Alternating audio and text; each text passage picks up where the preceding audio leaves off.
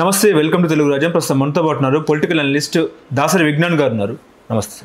నమస్తే. ముఖ్యంగా తెలంగాణ విషయానికి వస్తే తెలంగాణలో కవిత గారు సస్పెన్షన్, అదేవిధంగా ఎమ్మెల్సీ సభ్యత్వానికి పార్టీ సభ్యత్వానికి కూడా ఆమె రాజీనామా చేసి స్పీకర్ ఫార్మాట్లో పంపిన పరిస్థితి.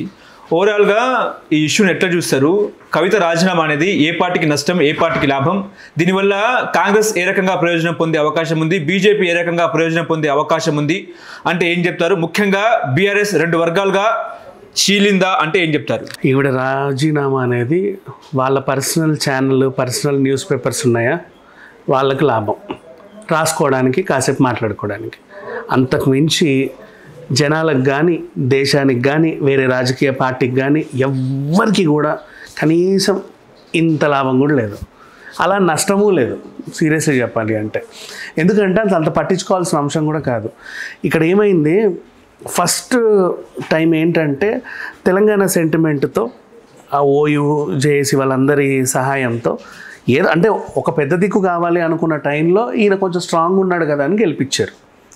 తెలంగాణ సెంటిమెంట్తో ఫస్ట్ టైం వచ్చాడు.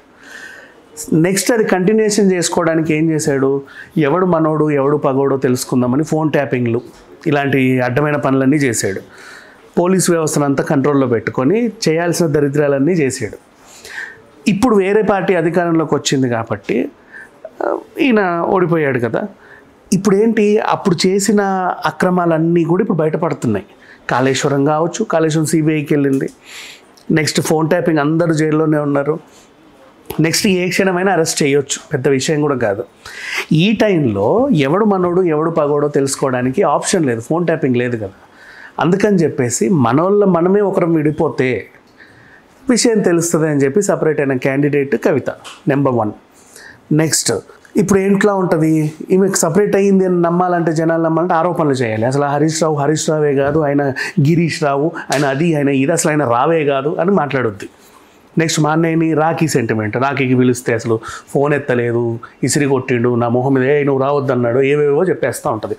మా నాన్నకి, నాన్న జాగ్రత్త, నీకు నిజంగా మీ నాన్నకి ఏదైనా చెప్పాలనుకుంటే కలిసి కూడా మాట్లాడుకోవచ్చు, మీడియాకి ఎక్కి రచ్చ చేయాల్సిన అవసరంలా. నీకున్న ఎగ్జాంపుల్ ఏంటంటే షర్మిలని తీసుకున్నావు. షర్మిల గారు వచ్చింది ఏంటి, తెలంగాణలో కోడలుగా, ఇక్కడ కూడా వాళ్ళ నాన్నకు అభిమానులు ఉన్నారు కాబట్టి ఆవిడ ఒక పార్టీ పెడితే బాగుండని ఆవిడ వచ్చింది. వచ్చినప్పుడు ఎందుకు వచ్చిందో, ఆవిడ ఉద్దేశం ఏంటో కనుక్కుందామని ఆమె ఫోన్ ట్యాపింగ్ చేశారు. ఫోన్ ట్యాపింగ్ చేసి ఆమె పర్సనల్ విషయాలని వాళ్ళ అన్నకి చెప్పి వీళ్ళిద్దరి మధ్యలో చిచ్చు పెట్టింది కూడా వీళ్ళే ఫస్ట్. తర్వాత ఆవిడ ఒక ఎగ్జాంపుల్ అయింది, ఇప్పుడు ఇట్లా మనం కూడా పెట్టవచ్చు కదా అని ఈమె సపరేట్ అయింది. కవిత అనే క్యారెక్టర్ ఒక పొలిటీషియన్కి బ్లడ్ రిలేషన్ అంతే తప్పితే షీఈ్ నాట్ ఏ పొలిటీషియన్, అది గుర్తుపెట్టుకోవాలి. షీఈ్ MP or ex MP or MLC. నిన్ను బలవంతంగా ఎమ్మెల్సీ ఇచ్చి తీసుకొచ్చిందో, జనాలు ఎన్నుకోలేదు నిన్నెవరు. నువ్వు నిలబడ్డ చోట పసుపు రైతులు 2500 నామినేషన్లు వేసి మరీ ఓడిపించారు నిన్ను, అంటే నువ్వు వద్దు మాకు అని. అర్థమైందా? నేను ఎవ్వరు కూడా ఇప్పటివరకు మా కమిటీ కావాలి అని ఎవ్వరూ కోరుకోవాలి, ఈ రోజు వరకు కూడా, ఇక మీదట కూడా కోరుకోరు. నువ్వు పెద్ద ఇది కాదు, ఒక రాజకీయ పార్టీకి చెందిన ఒక నాయకుడికి ఒక బ్లడ్ రిలేషన్ నువ్వు, అంతే. అంతకు మించి అంత ఇంపార్టెంట్ ఏమీ లేదు. అలా అని చెప్పేసి పొలిటికల్ నాలెడ్జ్ తనకు అసలు ఏమీ లేదు, జీరో చెప్పాలి అంటే. ఏమీ తెలియదు కూడా తెలియదు, 0%.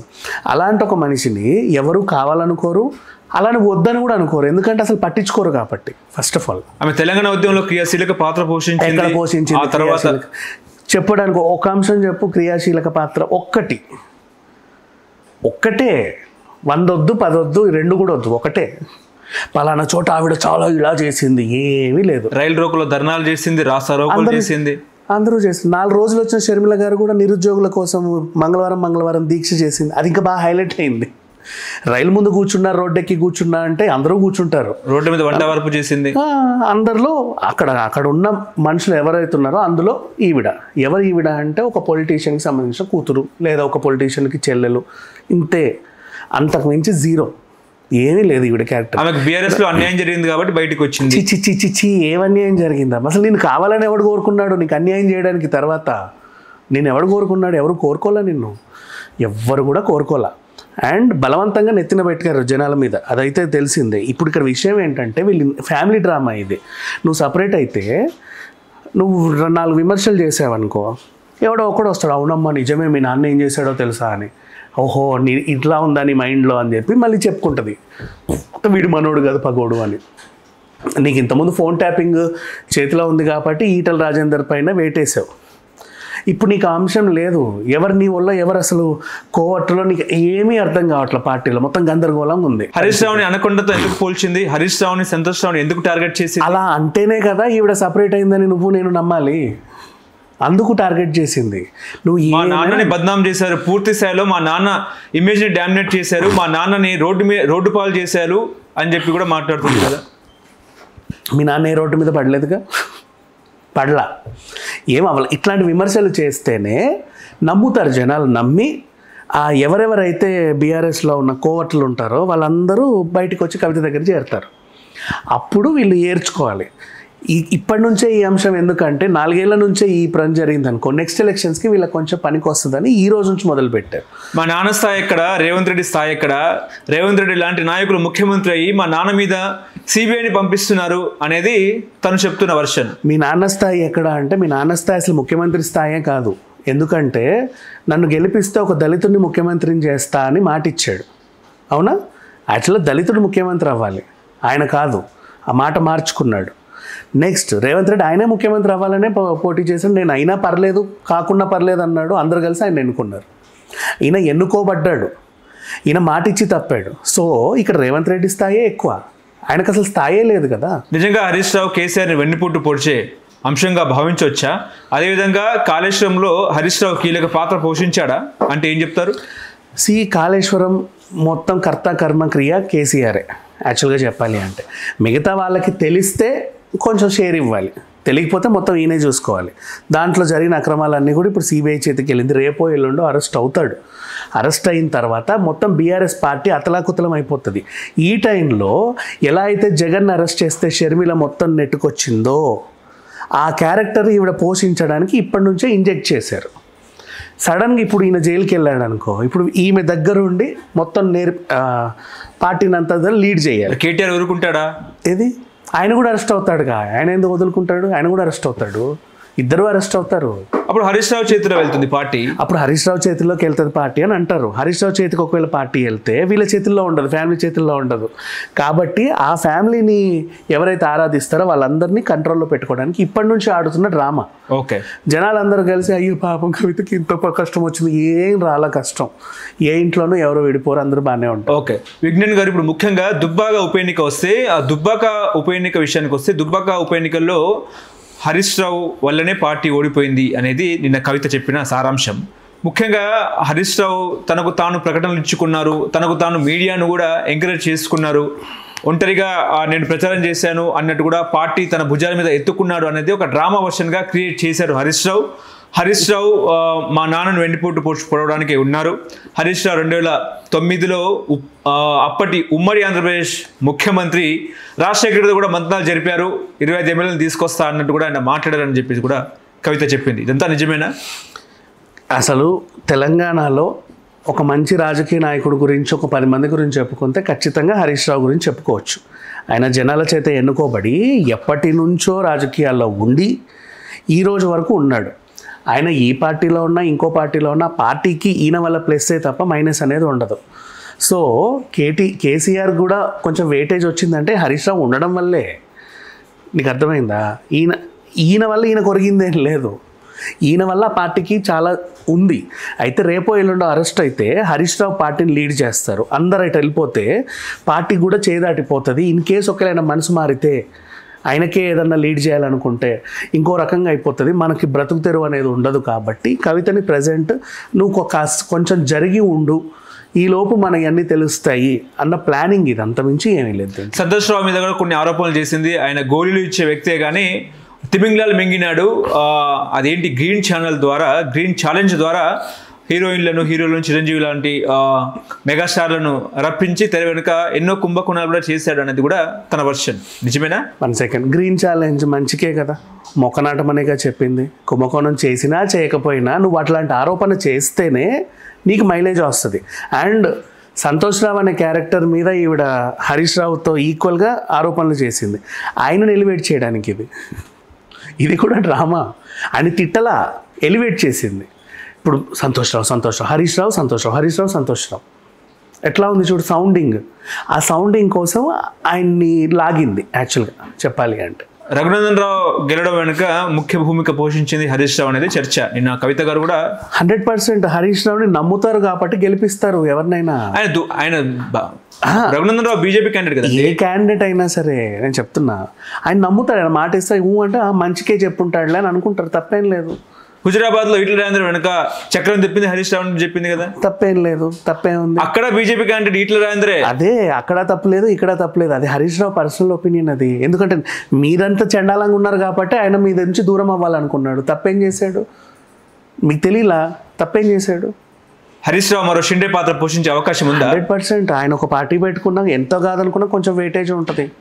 వీళ్ళని నమ్మే ఎవరైతే పగ్గాలు ఇవ్వరు, ఆ విషయం వీళ్ళకి తెలుసు కాబట్టి కాపాడుకునే ప్రయత్నంలో అలా చేసింది అంతే. అండ్ ఇకపోతే హరీష్ రావు ఈమె చేత నిజంగా అనిపించుకుంటున్నాడా, ఇది కూడా ప్లానింగ్ ఏనా అనేది కూడా ఉంటుంది మళ్ళీ చెప్పాలి అంటే. అంటే నిజంగా అట్లా అంటేనే వెయిటేజ్ వస్తుంది. నిజంగా హరీష్ రావు నిజంగా హరీష్ రావు వెనకాల సీఎం రేవంత్ రెడ్డి ఉన్నారు. ఫ్లైట్లో సీఎం రేవంత్ రెడ్డి కాళ్ళని హరీష్ రావు మొక్కినాడు అని కూడా చెప్తున్న పరిస్థితి.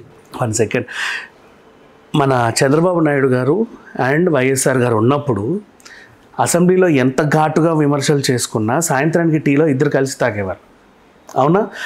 అట్లా అంటున్నారు కదా అని ఈ పార్టీ రహస్యాలు ఆయన చెప్తున్నాడు, వాళ్ళ పార్టీ రహస్యాలు ఈయన చెప్తున్నాడు అనేది కాదు. థింక్ లైక్ దట్, మెచ్యూర్డ్గా ఆలోచించండి. అంతెందుకు మోడీ గారు వస్తే రేవంత్ రెడ్డి ఆహ్వానం, అయినా ఈయన స్థాయి గౌరవం అంతే. ఇప్పుడు హరీష్ రావు అయినా రేవంత్ రెడ్డి అయినా వేరే పార్టీలు వేరు, కానీ పర్సనల్గా వీళ్ళకి ఏమైనా ఉన్నాయా? పొడుచుకొని చంపుకుందాం అనేలాగా ఏమీ లేవు. మళ్ళీ అసెంబ్లీకి వెళ్తే వాళ్ళు అలాగే విమర్శలు చేసుకుంటారు, పార్టీ గురించి మాట్లాడుకుంటారు, మళ్ళీ యాజ్ యూజువల్ అంతే. దాన్ని అంత హైలైట్ చేయాల్సిన అవసరం లేదు.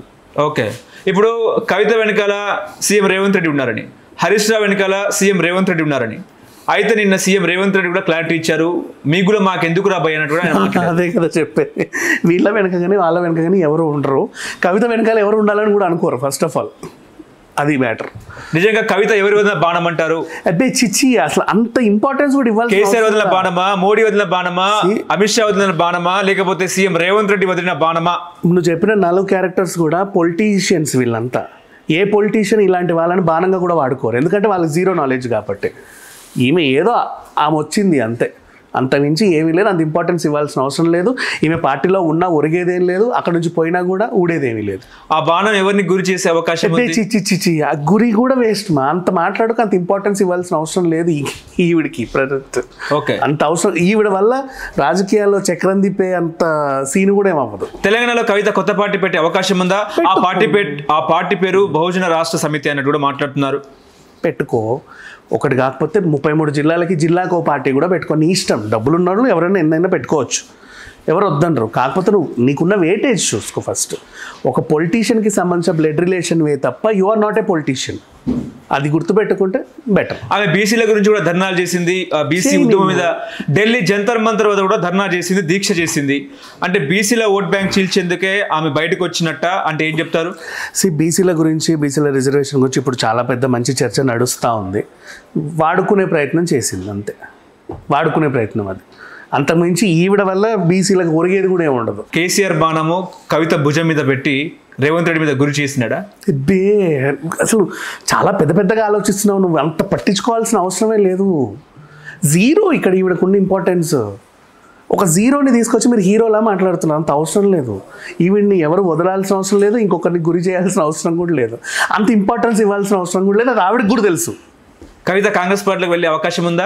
వద్దు అమ్మా, ఎందుకు అన్ని పార్టీలకు? ఈ పార్టీకి ఏం పాపం చేసింది? ఆవిడకు ఉంటే ఒక కొత్త పార్టీ పెట్టుకొని ఆవిడ వెనకాల 4 తిరుగుతారు, హాయిగా ఉంటుంది.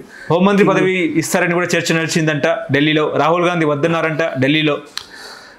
ఇట్లాంటి చండాలాలన్నీ వాళ్ళే పుట్టించుకొని వాళ్ళ మీడియాలోనే ఎక్కువ న్యూస్లు చదువుతూ ఉంటాయి. మిగతా వాళ్ళు చూసి కూడా రాసుకుంటా హైలైట్ చేస్తారు. ఏమీ ఉండదు. అసలు అంత ఇంపార్టెంట్ ఇవ్వకండి మా కవితకి, అస్సలు ఇవ్వద్దు, అంత అవసరం కూడా లేదు. ఆవిడ వల్ల హీరోలు అంటే రాజకీయంలో ఈవిడ ఉంటే ఒక మ్యాజిక్, ఈవిడ లేకపోతే ఒక మ్యాజిక్ అనేది కూడా ఏమీ లేదు. లాజిక్ లెస్ అది. హలో, తెలుగు రాజ్యం ఛానల్ చూస్తున్నారా? సామాజిక, రాజకీయ, జీవన చిత్రణే తెలుగు రాజ్యం. అతిశయోక్తులు అసత్యాలు ఉండవు. రాజకీయ కోణం కాదు, ప్రజాకోణమే కొలబద్ద. తెలుగు రాజ్యం వీక్షణ మీ ఉత్తమ అభిరుచికి నిదర్శనం.